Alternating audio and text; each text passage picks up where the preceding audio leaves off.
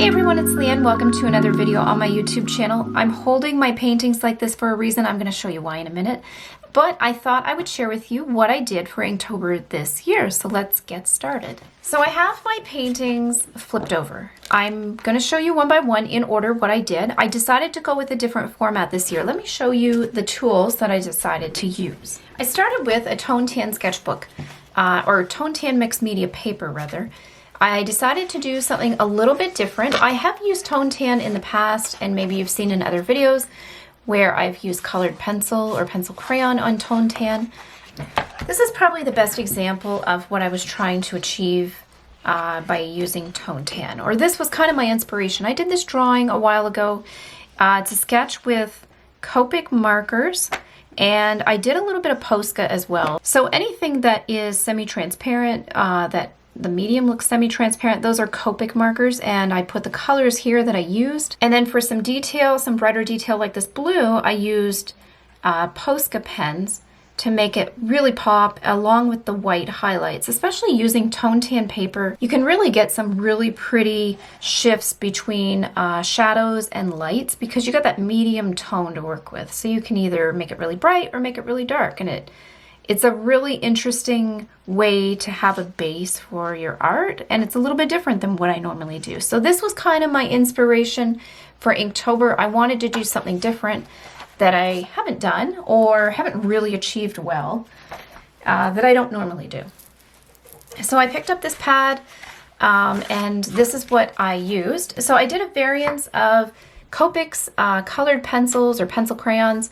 I used Poscas, I used NeoColor water-soluble pastels, the Caran d'Ache ones, and I also used watercolors. So let's take a look at what I painted. Oh, I also used acrylic gouache. So I've used so many mediums with this. It was so much fun. So this is not my first painting, but this is why I'm hiding it from you. So this was my first attempt. I didn't know what I was doing. I didn't know how to start this because I'm not used to painting on tone tan paper. I'm used to doing watercolor on a white background, and so this was all very new and unique to me.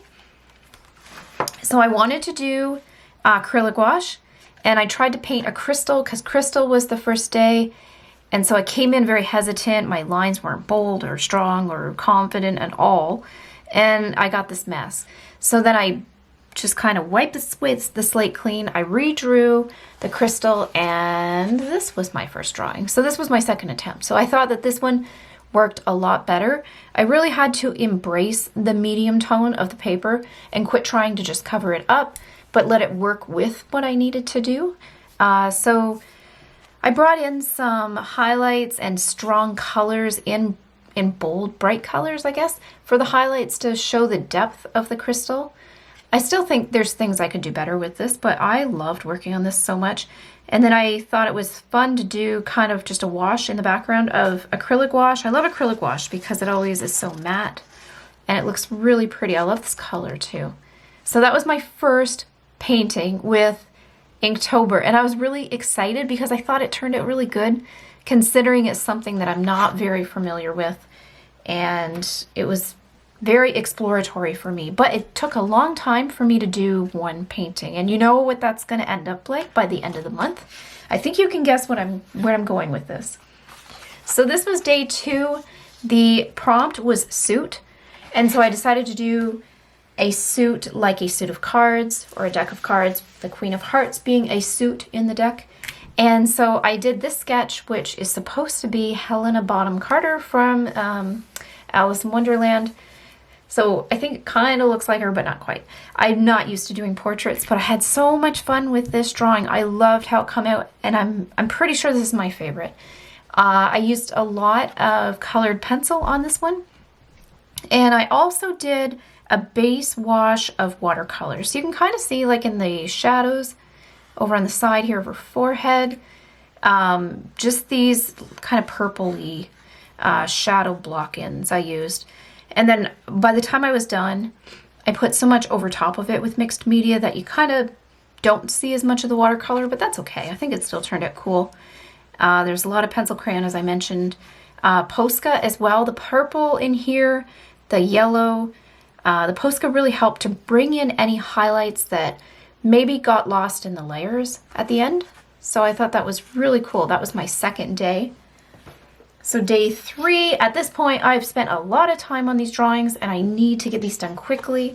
So day 3, the prompt was vessel. And so I decided to do the soy sauce bottle that was on the table when we went to the conveyor belt sushi place in Japan. It's a vessel, it holds the liquid. So I thought that would be a neat prompt to do. So this one was pretty quick. I didn't spend as much time on it. I did spend a little bit of time, but not as much. I was trying to get something that was a little bit faster to get these prompts done and stay on top of them for the month. This one does have some watercolor as well, has colored pencil and a bit of Posca just for the highlights, some white, some yellow Posca around the gold top, and then the yellow outline as well. Day 4. Day 4's prompt is knot. And I decided to do a Celtic knot, but me, I just can't do a regular knot. I got to do something cool and fancy. And so I decided to do a brass knot.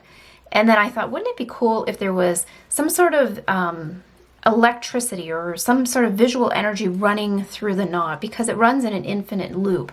So I thought it would be cool to try and demonstrate if this was a light and it was like running through the grid pattern. And with the darker background, it could show kind of the glow of the light. This is something I've never painted before, so I didn't know what I was doing. I was just kind of going for it. But I thought this turned out okay. It was pretty fun. I did spend a bit of time on this, but I got lost in the painting and I just enjoyed the process. And I think that's one of the most important things with something like this, especially because it's not something I would normally paint. So I learned a lot from doing this. I wasn't as crazy with the green background. I wanted something more hunter green, something a little bit darker. I didn't have a post, or I guess that's acrylic gouache. I didn't have an acrylic gouache to match, but that was probably the closest thing I had. So now we're on to day 5, and the prompt was Raven. I love birds. This was not hard for me. This one was really cool though, because I used a broad brush pen. So I'll show you what that looks like. I have this Pentel kind of Fude brush nib pen, or I think that's what it's called.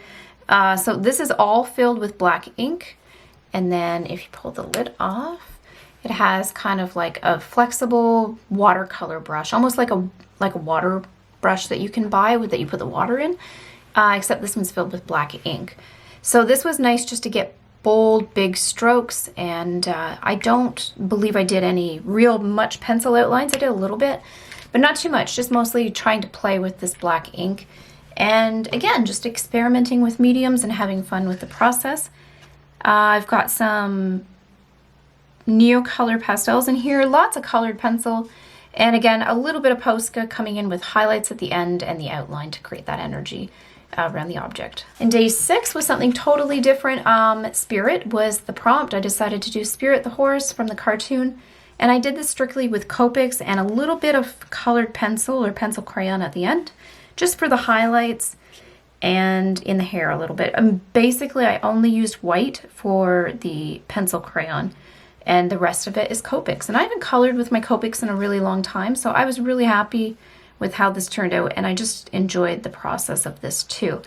But this is an October 6th prompt, and I did this one on October 9th. So at this point, I'm a little bit behind in my prompts, and what killed my motivation is I had to go out of town for work, and I missed 2 days, and so I had to do catch up.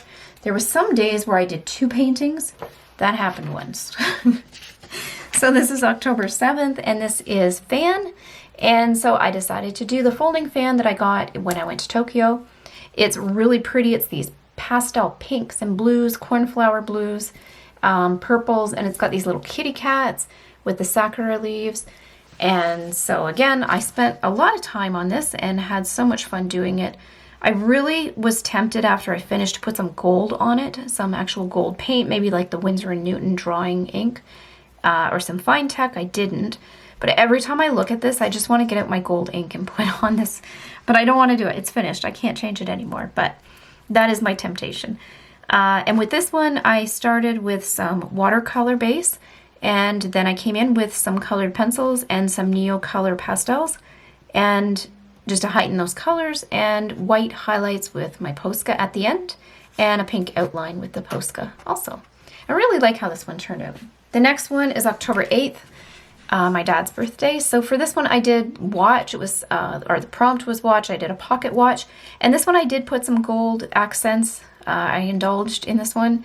And I thought it turned out really nice. I really had fun playing with the colors, making it have a lot more in there than what was in the picture. So yeah, and the sketching, when I got to the chain, I thought, oh my gosh, that's going to be crazy to draw, but I put more of the focal on the watch and just kind of sketched in the chain. I think it still conveyed the same. And then for October 9th, which was the next one, the prompt was pressure. So I decided to do a blood pressure image, or someone getting their blood pressure taken. And so with this one, it was primarily Copics as well. I really enjoyed the spirit picture. And so I did Copics again, a little bit of colored pencil in this, but mostly just for highlights, a little bit in the sleeve to bring in some colors as well, some pinks and purples. But mostly this is just a strictly Copic and ink drawing. I'm really happy with the way the sleeve turned out because it was, in the picture, the lady was wearing a white lab coat or whatever that is, and it was a little bit transparent. You could see her arm through the coat, and so being able to convey that here, I thought was really cool that it turned out as good as it did. So I was really happy with that. Unfortunately, this is the last Inktober drawing I did for Inktober. So I got 9 in. This one I did on the 26th. So I try to do as many as I can, but it's hard to stay 31 days, especially these paintings are very ambitious because they're very in depth. And so I did my best. I'm really proud of what I did though, so I did want to share those with you. And last year I did Inktober, I did do all 31 days, but at that time I did a smaller sketchbook and I just did watercolor. I didn't do anything kind of outside my comfort zone. And it also helped me grow a lot also. I think the best thing I learned from this process is, I guess I would have to say using mixed mediums and still having a successful drawing or painting. I'm not used to using other mediums, and I always worry that it's not in my style. I feel like I have a style with my watercolor, but maybe I don't with other mediums, and I felt that this kind of married everything together a little bit more and gave me a better comfort level just using different mediums. I really, really, really loved the colored pencil on this paper. I think I'm going to do more. I might just choose some other prompts. I would still like to finish my 31 pages that I bought for this challenge, but probably not with Inktober. I'll probably do them scattered throughout the year along with my watercolors. Anyways, let me know if you did Inktober in the comments below. I'd be curious to hear. And if you did any version of Inktober or a different challenge in that month. And if you made it through, let me know. Because if you did, good for you. And if you didn't, good for trying, because it is hard and it's good to even attempt. If you do anything at all, it's very important. It's great for your art. So anyways, I hope you enjoyed this video. Be sure to give it a thumbs up if you did, and subscribe so you're notified as I post more videos to my channel. Thanks again for watching.